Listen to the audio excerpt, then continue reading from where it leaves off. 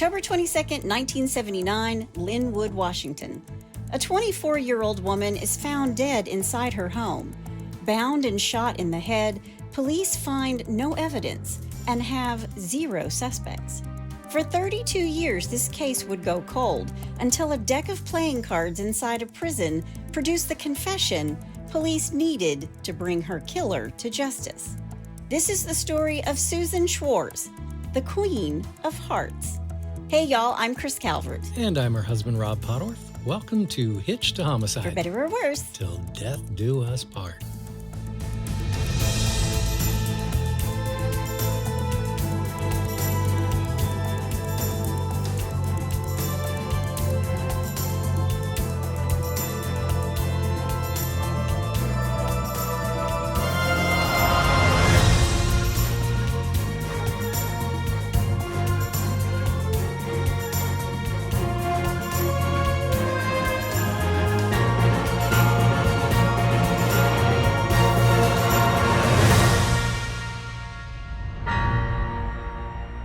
Welcome back, everybody. Yes, welcome. And for our friends in Albania. Albania? Yep. Mirisavini. Sometimes I think you just start at the top of the alphabet and work your way down to places. But that's just a theory. No, last show I had Togo. Well, wherever you're listening, be sure to hit that subscribe button, then like, rate, and review the podcast so other people who are like you, other people who are obsessed with true crime can find us. And if you're watching on YouTube, hit that subscribe button below. Please do. You can find us on Instagram at Hitched to Homicide or on X at H2H_podcast. And if you want true crime every single day of the week, please go join our closed Facebook group, The In-Laws and Outlaws. Go to Facebook, type in H2H In-Laws and Outlaws, answer some questions, and you're in. Some of you are not answering the questions. Got to answer the questions. We need to make sure you're ready for whatever we put in that little group. Yep. But go join. Yep. I like to post a lot of other stuff in there, and people are in there naming cats. And let me tell you what, like true crime names of criminals for cats. Yeah. I was laughing so hard at that the other day. We also now have a Buy Me a Coffee link if you want to send Rob some coffee. He drinks it every single episode. You can find that link in our show notes. Still no Diet Mountain Dew link. Well. Just saying.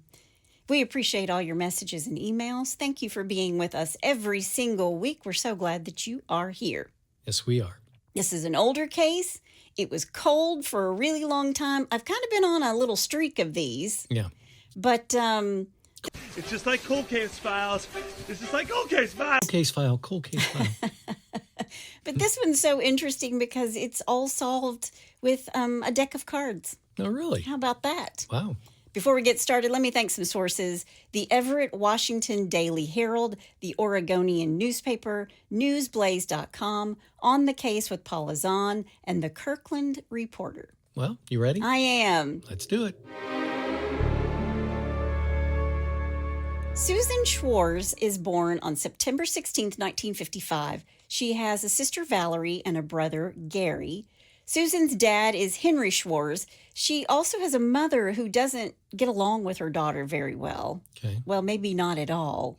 There's a little bit of evidence that maybe Susan's mom was an alcoholic, this according to interviews with her brother. Okay. Susan attends Bothell High School in Bothell, Washington. Bottle. And it's not me with a lisp. It really is Bothell. That was like Athol. Yeah. Athol. Yeah, exactly. Was that Scotland? Athol, Scotland? I think that was right. So you're not Cindy Brady. No, Okay. not Cindy Brady. No. I'm simply standing here. You know, the lisp thing is really getting old. But Bothell, Washington, where she and her best friend Karen were both in love. Susan's high school sweetheart was Bill Hassler, and Karen's high school sweetheart was Greg Johnson. Okay. Now, because Susan's relationship with her mother is strained, when Sue turns 18 in September of 1973, she leaves home, and she's going to live with her boyfriend, Bill. And her BFF, Karen, actually marries Greg Johnson, her high school sweetheart, right out of high school when she, too, is 18 years old. Starting young. That's young. That's Yeah. young. 6 years later, in October of 1979, Susan is still in a loving relationship with Bill, They live together in Lynnwood, Washington, in a little house. Lynnwood is a sleepy little town, mind you, especially back in 1979. They've got a population of less than 20,000 people, but they're really a part of Seattle Metro. It's just 16 miles north of Seattle. I came from a town of like 19,000, so yeah.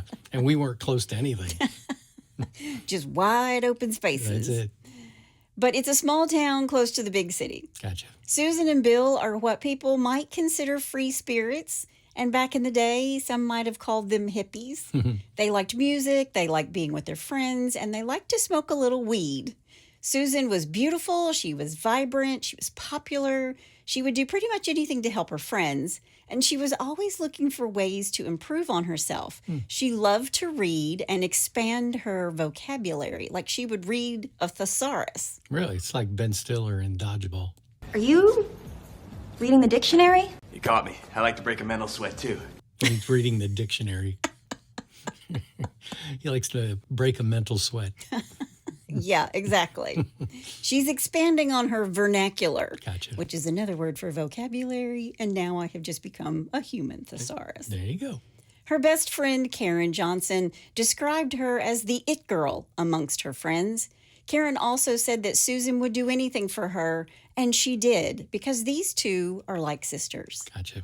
But Karen has a problem. Karen's husband, Greg, is beating her, like really abusing her. Really? And this started almost immediately after these two get out of high school and get married. Okay. And by 1979, Karen has a little baby boy, too.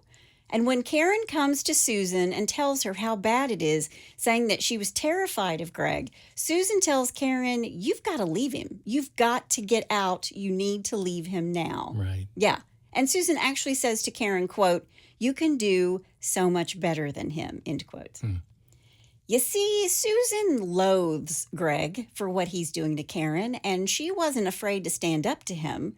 And Greg despises Susan because he thinks she's overstepping her bounds and putting wild ideas into his wife's head about leaving him. By the way, a lot of her friends don't call her Susan, they call her Sue. But I'm going to call her Susan because all of the resource material called her, all the sources called her Susan. Okay. And because maybe Karen wasn't strong enough to do that on her own, Susan helped her best friend and her son to get into a battered women's shelter and away from Greg. Oh, good for her. And after this, Karen goes to Minnesota, taking her little son with her. And she's going to be in Minnesota for a couple of months between September and October of 1979. Okay. But Karen returns in early October and spends all of her time with her BFF, Susan, because Greg has a new girlfriend. Oh, he didn't waste any time. They're not even divorced yet. Wow. Greg's got a new girlfriend, a 17-year-old girlfriend, whose name I won't say. In the records, she's referred to by only her initials. I'm just going to call her the girlfriend. Okay. But Karen comes back thinking that maybe, just maybe, she would reconcile with Greg. And Susan says, don't do it. Yeah. Don't do it. Are you nuts? Yeah, Susan supports her friend Mary right up into the day of October 22nd, 1979. Okay. And that morning, that Monday morning, at 20805 Locust Way in Alderwood Manor, just before leaving for work at 7 a.m., Bill asks Susan to deposit a check for him. And she says, no problem. She's not working. So she's like, no problem. I can deposit the check. Bill's leaving for his job in construction. Then sometime between 9 and 10 a.m., Susan decides to take a shower. And while she's in the shower, Greg Johnson and his new girlfriend show up. Yeah. Greg went into the home of Bill and Susan alone and then came out with stereo equipment and said to his girlfriend, quote, the woman is in the shower. I want you to help me take some weed and money, end quote. Really? Yes. Okay. So the girlfriend follows him into the house. She steals the weed and Susan's wallet, and Greg actually tells her to go get some jewelry as well. Then she turns and goes back outside to sit in the car. He tells her to wait in the car, and she notices that Greg is holding an electrical cord in his hand. He's cut it from a nearby blow dryer from the bathroom. So Susan's in the shower, blow dryer's in the bathroom. Yeah. He's in there while she's got the shower curtain closed. cutting the cord off of the blow dryer. That can't be good. No. The girlfriend gets to the car and she thinks something really bad is about to happen. Yeah. So she turns around and she goes back inside. And Greg has pulled Susan out of the shower by the hair of her head and is yelling at her, who, by the way, is not backing down. Susan's not backing down. Mm-hmm. Greg screams at her, saying that she's the reason he and Karen are getting a divorce. And Susan doesn't cower, according to the girlfriend. She gives it right back to Greg. But then, according to the girlfriend, Susan goes from telling him off to begging for her life. Mm. Greg pistol whips her. Oh. Then she's saying, please don't. He binds her hands with this cut electrical cord, and he stuffs Susan's black bra down her throat as a gag. Wow.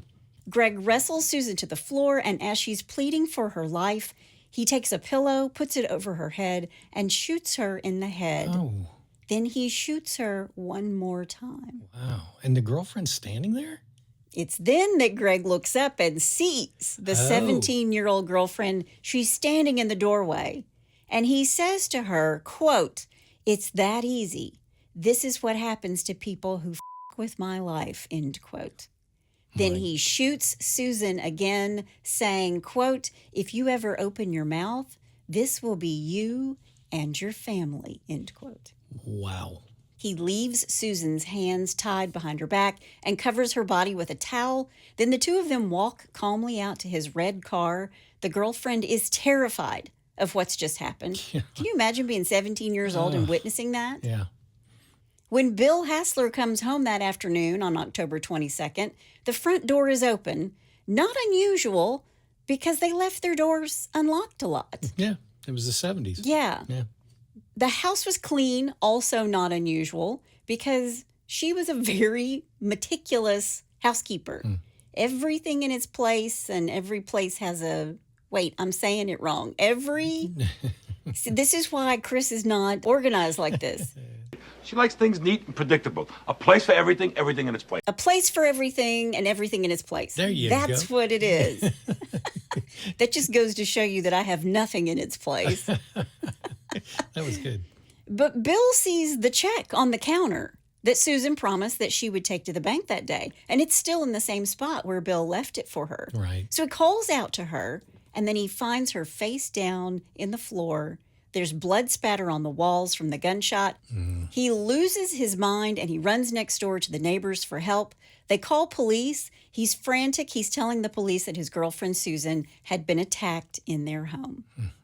Now, Officer Stephen O'Connor of the Snohomish Sheriff's County Department gets the call, and the dispatcher calls it a, quote, unknown problem, end quote, which O'Connor knows is code for something really bad has just happened, and we don't want to say it over the police radio. Right. Okay. Because back then, a lot of people had scanners and yeah. police radios. Yeah. I actually have a scanner on my iPhone.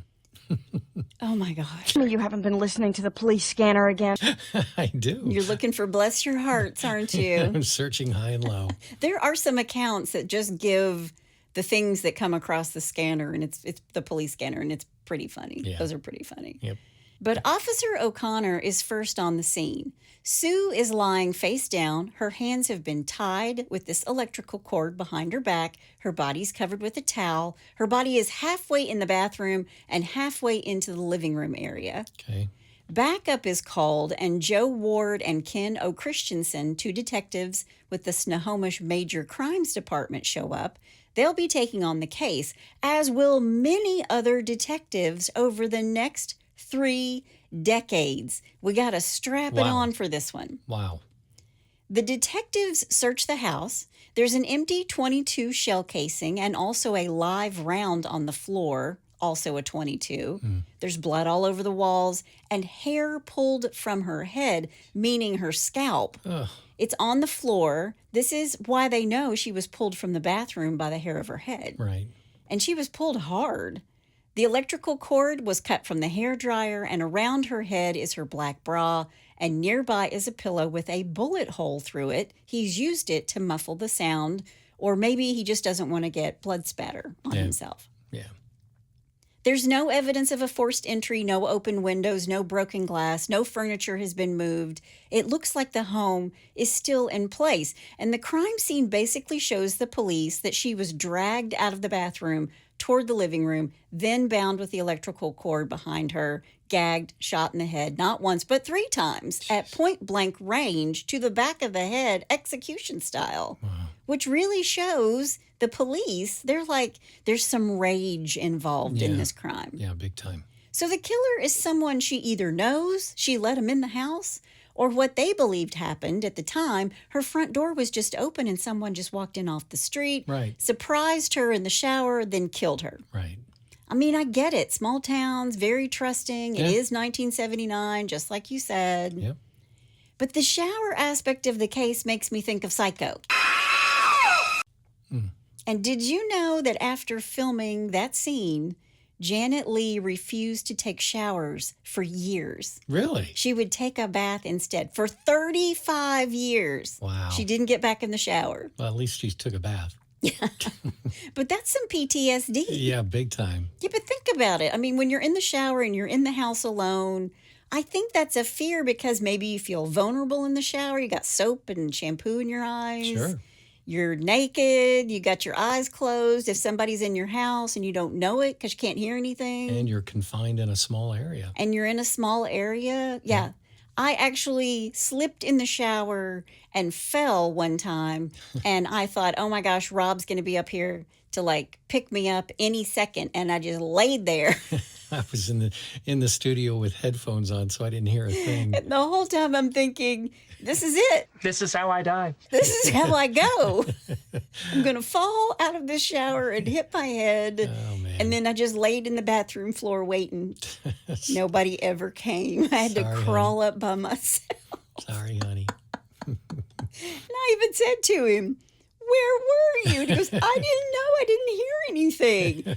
Y'all, it had to have sounded like the house was falling down. No lie.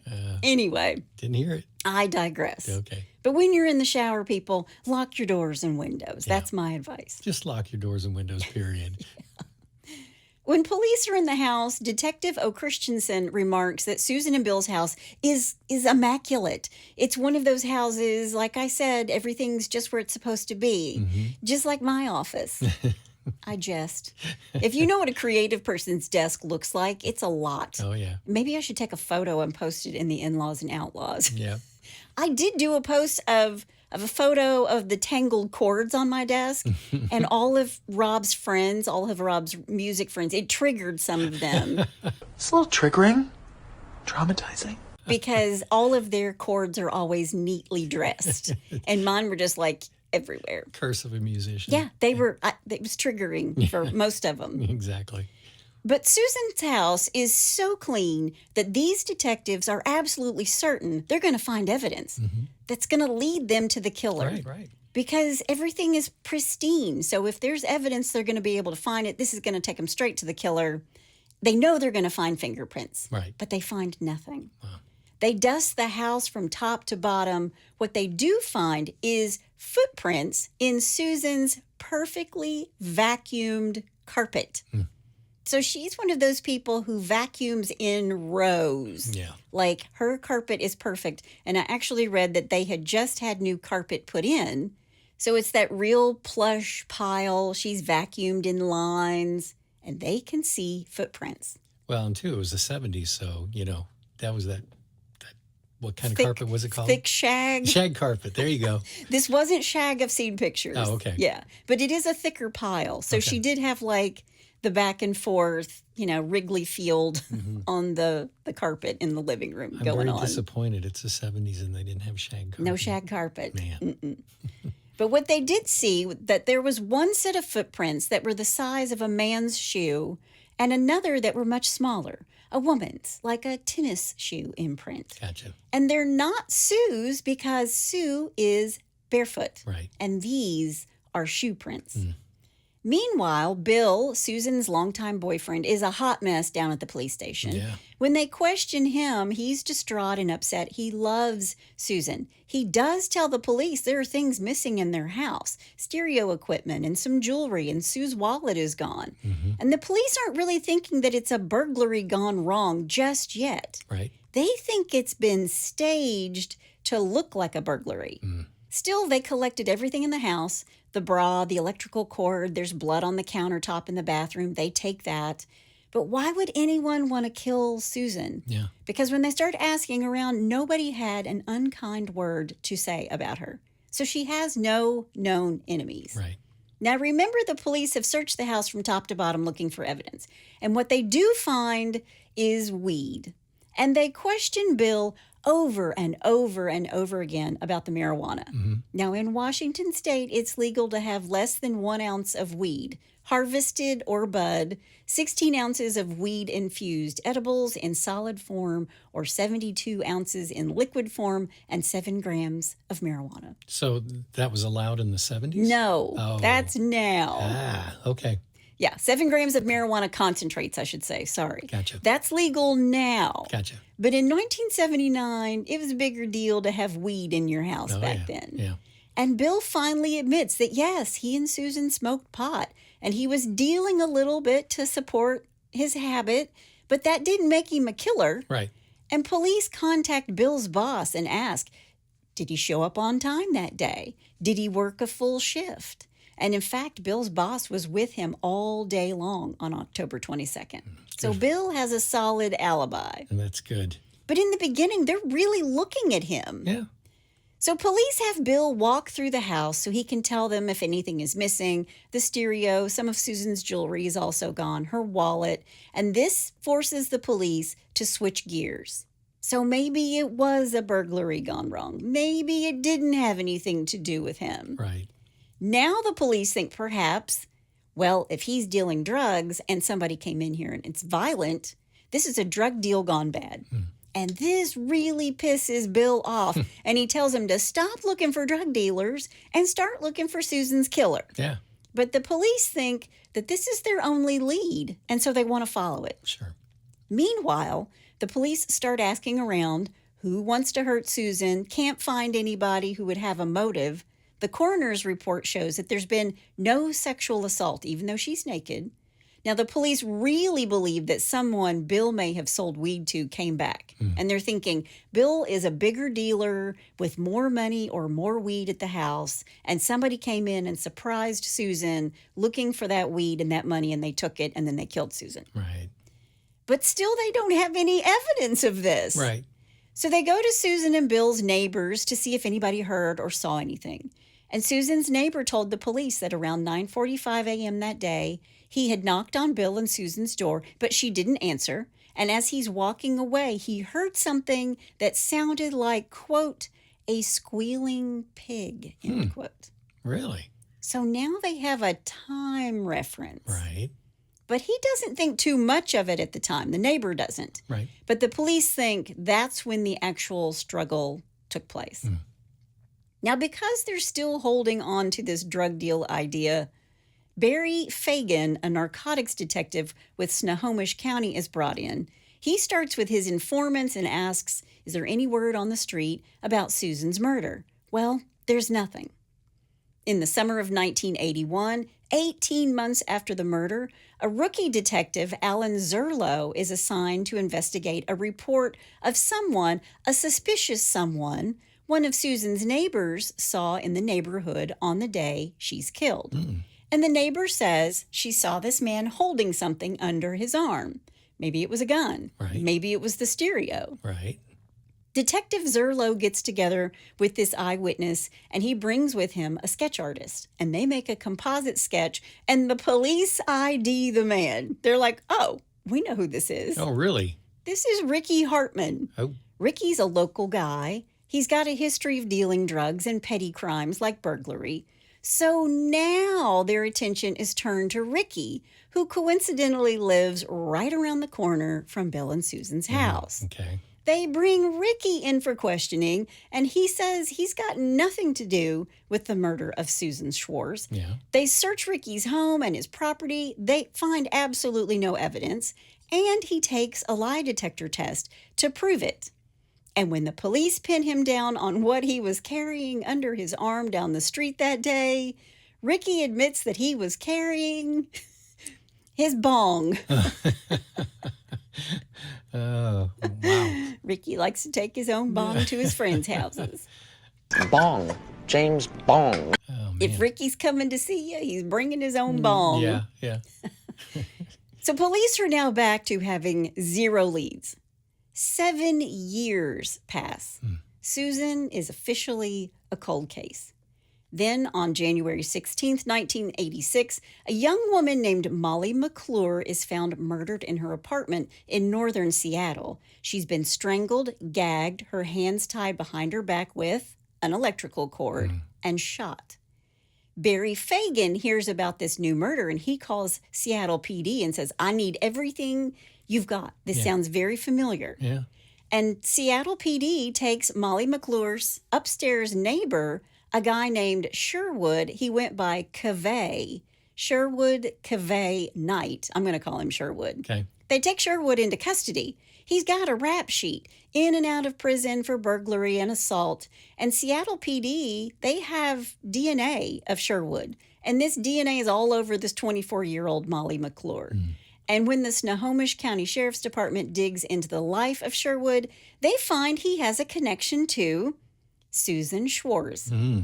Sherwood Knight's half-brother, Greg Johnson, was married to Susan's best friend, Karen. It's like 6 degrees of Kevin Bacon. We like to play 6 Degrees of Sir Francis Bacon. Yeah, 6 degrees of Kevin Bacon or anybody else. Yeah. Wow. But they did actually the police actually spoke with Greg Johnson because they knew that he was the husband of her best friend, of Susan's best friend, back in 1979 when she is murdered. Okay. And he says, I was down at the pier fishing, and then his half-brother, who ends up is Sherwood Knight, confirms this, says, yes, he was fishing with me that day. Okay. But he and his half-brother, they have the same mom but a different dad. They're both criminals with records, and suddenly the police think Susan's murder is ready to bust wide open. They want Sherwood to spill his guts, and they want Greg Johnson to turn on his half-brother for murdering his wife's best friend. So they go looking for Greg, and guess what? They want to talk to him, and they go looking for him. Right. His ass is already in prison because in 1985, he's convicted for armed robbery. But Greg liked to talk, and Greg tells the police that he was in the car that day that Susan was murdered. He said he and 3 others went to Susan's house and that Sherwood and 2 other men went into the house while he stayed outside. He says he heard a snap from inside the house and the guys came out with some stolen stuff. Greg told police his brother said, quote, I hope we don't get caught for this one, end quote. Okay. Then Greg says he didn't know until later the person they'd killed was Susan Schwarz, his wife Karen's best friend. All right. Lies. Yeah, I'm really confused right now. All lies. Yeah. These 2 brothers are going to turn each other in a lot. He did it. No, he did it. Why are Just they wait. I mean, are they just trying to get a reduced sentence? Is that what the deal Well, is? one of them's already in prison. Right. Yeah. Right. Okay, whatever. I think they just hate each other at this point, or they're just turning on anybody. Okay. Now, a couple things are wrong here with this story. The police have the footprints on the carpet, one set of male, one female. They don't tell Greg this. Right. And his story doesn't match up with what little bit of evidence they do have from the crime scene. So they still have nothing. Just a half-brother willing to snitch, but no evidence. Just a story of a known liar and thief. And what you're saying? Snitches do get stitches. Snitches Get. stitches. That's Sorry. right. Go ahead. Now, Detective Fagan has said that in his gut, he knew it was one of them. It was either Greg Johnson or Sherwood Knight. One of them. But they can't prove anything. And this case goes cold for 26 more years. Gee whiz. It's colder than a cast iron toilet on the shady side of an iceberg. And we know how painful that can be. And we know how cold that is. But Susan's family wants somebody brought to justice. And in 2005, a cold case team in Snohomish County is put together and headed up by Detective Jim Scharf. We've talked about him a little bit before. I recognize that name. And at this point, it's 2005, DNA is a real thing now. And that's when Susan's family saw a change. Detective Jim Scharf starts digging. He brings this whole case back to life. And they go over the evidence and they send the DNA to a crime lab for any possible matches. And they did such a good job when they collected the evidence that it would be, they just know in their heart it's going to be fruitful. Something's going to come of this. Right. They had the electrical cord, the shell casings, blood evidence. They had everything the attacker might have touched, including the bra and the pillow. It's all sent in for DNA testing. Okay. But they get nothing back. Really? Because all the DNA that is recovered, it belongs to Susan. Wow. Yeah. But now they want to talk with Susan's best friend, Karen, Greg's ex-wife. 26 years later, Karen is still really bitter about her ex, Greg Johnson. When they first met, she thought he was handsome and fantastic, and now Karen tells Detective Scharf she was having trouble in her marriage to Greg back in 1979 because he was beating her. And Susan, being the best friend who'd do anything for Karen, Susan encouraged Karen to leave town, take the baby boy she shared with Greg, and just go. She tells the detective that Susan's words were, quote, "You can do so much better," end quote. Right. And Karen admits to the police that Greg hated Susan. And likewise, Susan loathed Greg. Right. And that Greg believed Susan meddled too much in their marriage. And for the first time, the Snohomish County Police have something to go on in Susan's case. Ding, ding, ding, ding. Now they have motive. Right. Now, Karen, even though she's apart from Greg, she keeps in touch with Greg's mom. Her name is Helen. And Helen mails to Karen a letter. It's a letter between Sherwood and Greg, between her two sons. All right. And now Karen has it. And she tells police, I don't know a whole lot more than I did right after her murder the first time, but I do have this letter. Okay. It's a letter written by my ex-brother-in-law, Sherwood Knight, who is serving a life sentence for the murder he committed in Seattle. Okay. And Sherwood has written to Greg saying, and I'm going to paraphrase here, All right. Greg, you told me you were going to help me and you haven't done anything. If you don't get me an attorney within a month, I'm going to give this letter to the police. But the letter isn't an out-and-out confession. No, all it really says is, Greg, if you don't come up with the money, $2,000, to help me get out of jail and an attorney, then you, meaning Greg, can come and, quote, take my place. Whoa.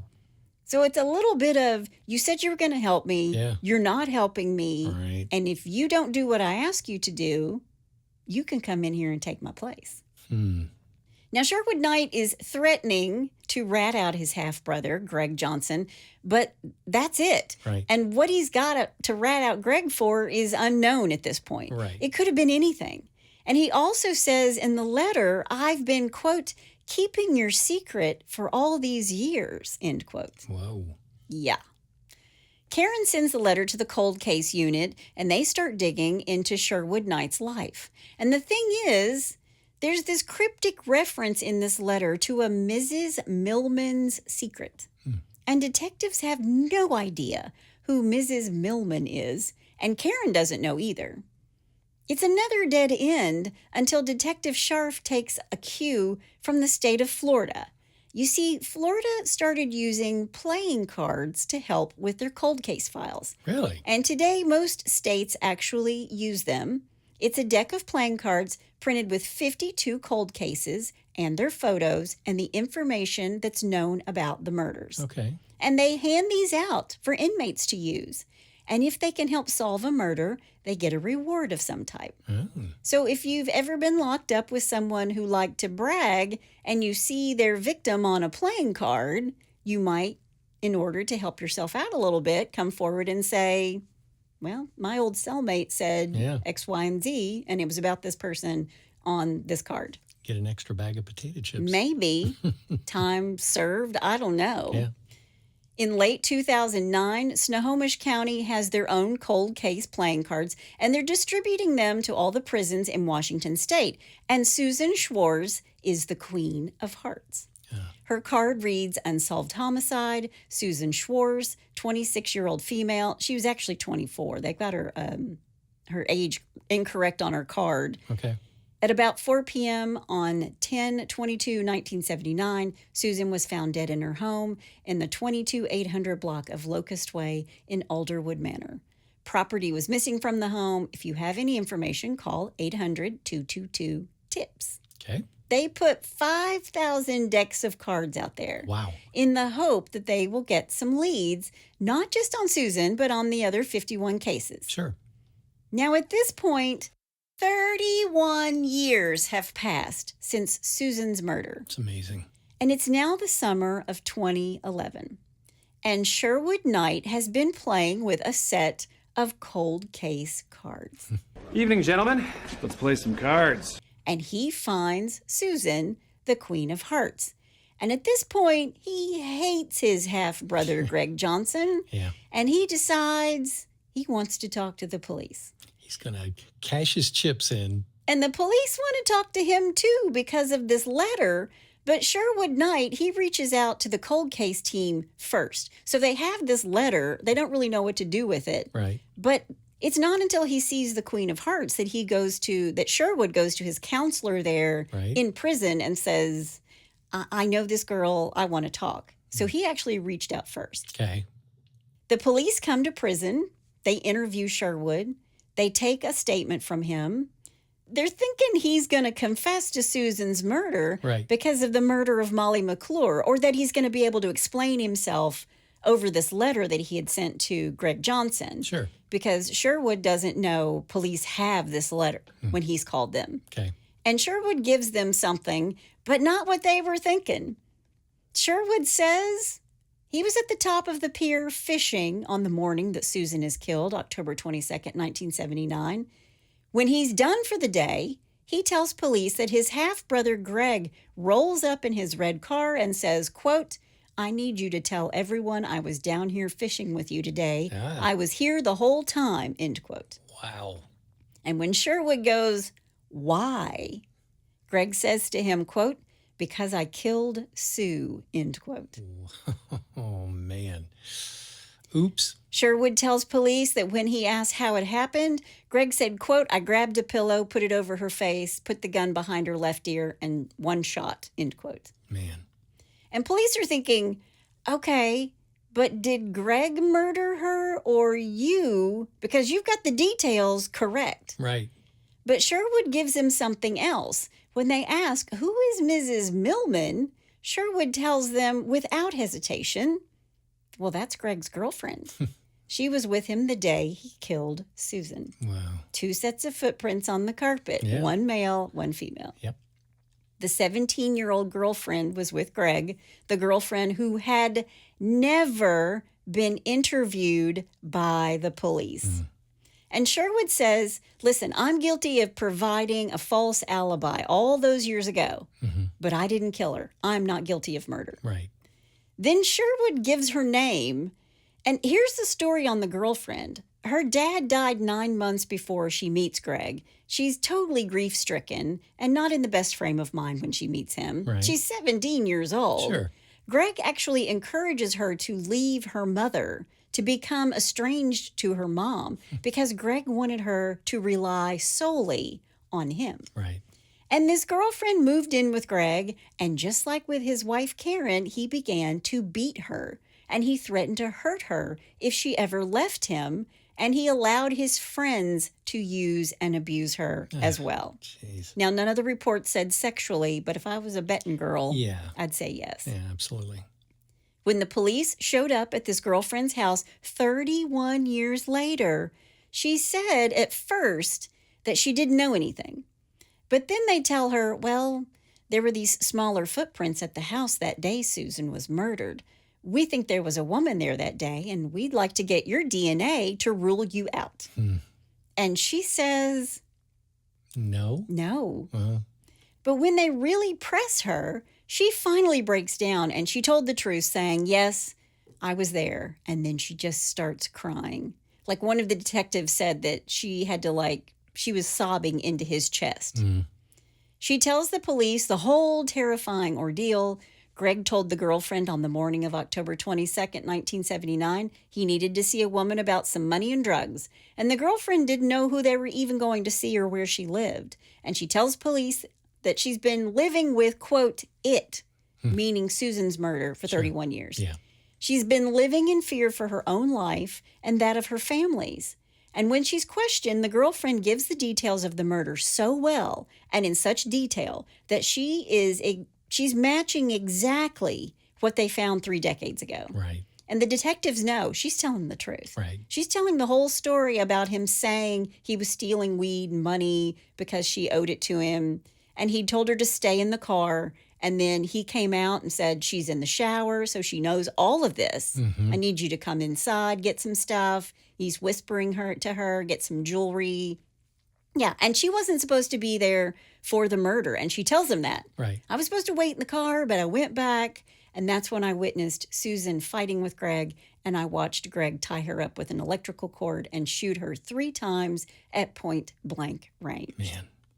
And back in 1979, Greg's girlfriend was never questioned and she never opened her mouth.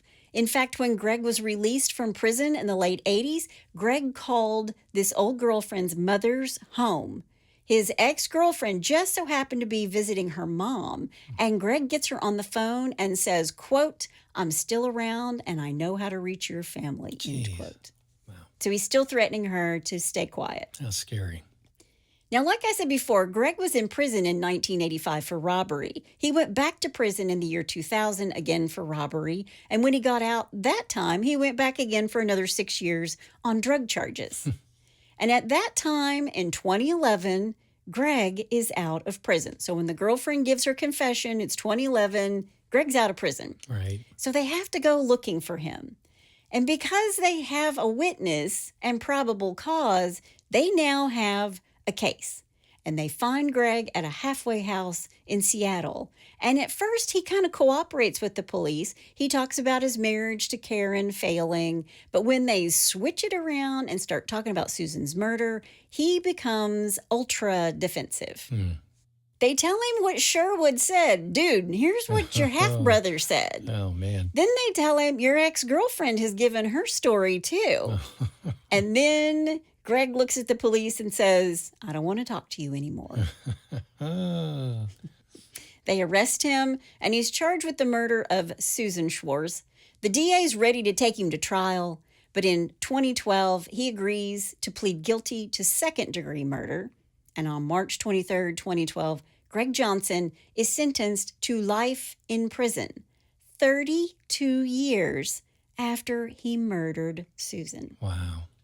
Now, the anonymous girlfriend has met with Susan's family. She has apologized for never speaking up. She has said, quote, I can't say I did it right, but I did the best I could. I had to protect my mom, end quote. Of course. So decades later, Susan's family and friends finally have justice. And it took the 2 women who feared Greg the most, the killer the most, his wife and his girlfriend, to bring him down. I will say the media attention was really tough on Susan's brother and father. Her dad didn't even follow the court proceedings after Greg was arrested. He actually relied on his son to sort of relay the information to him. Right. Her family was forced to find their own closure a long time ago. And they worked really hard to do that. And I think they were thankful that Greg was caught. But at the same time, it just opened up all those old wounds again. Yeah. Yeah. Wow. So girl power, obviously, here's Right. the thing. Susan was like, get out. And Karen, her best friend, does get out. And Greg, the wife beater, holds her responsible. Right. And then turns again to the 17-year-old girlfriend after he's killed Susan and, is threatening her. Yeah. He just threatened all the women in his life. And the fact that it was 32 years before he was brought to justice is absolutely crazy. It's amazing. But that is the story of Susan Schwarz, and that's all I have to say about that.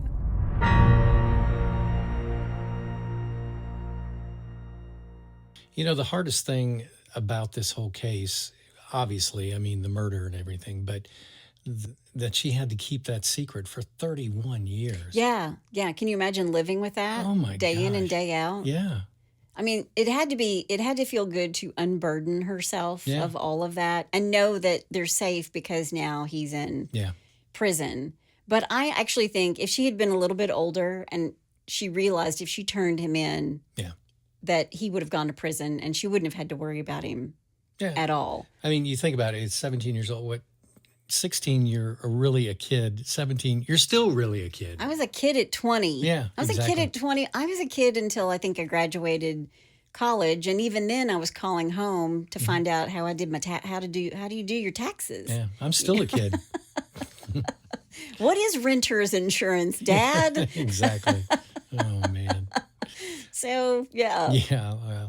Well, listen, let's go from the Queen of Hearts to Bless Your Hearts.